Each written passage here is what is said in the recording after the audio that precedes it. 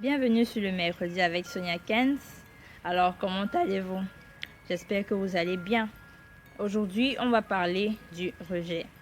C'est quoi le rejet? C'est un sentiment qui touche les différents domaines de notre vie et que je suis sûre que chacun de nous a au moins eu à éprouver au moins une seule fois dans sa vie. Il touche les domaines tels que le domaine familial, amoureux, amical, relationnel, social, professionnel, académique et bien d'autres domaines. On peut avoir le cas de quelqu'un qui voit son dossier rejeté lorsqu'il veut entrer dans une école privée. Quelqu'un qui a ses CV d'embauche qui ne sont jamais retenus lorsqu'il fait des demandes d'emploi.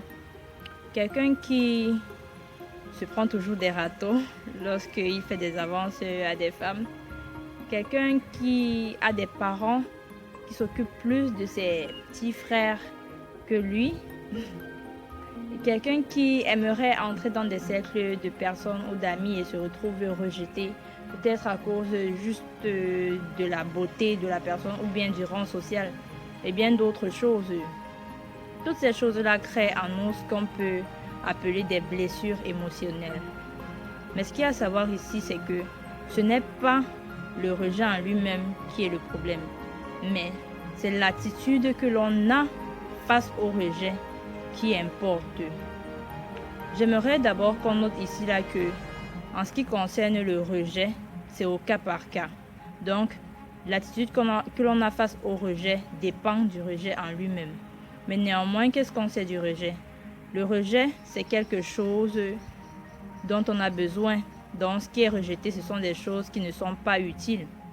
Et donc, nous, sachant cela, on a tendance à avoir des pensées négatives vis-à-vis de nous-mêmes, se dire de mauvaises choses, se rabaisser nous-mêmes, se dire des choses qui ne nous aident pas et qui nous détruisent plutôt intérieurement.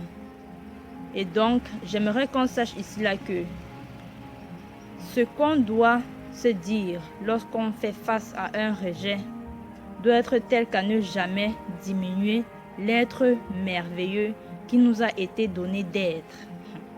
C'est-à-dire quoi?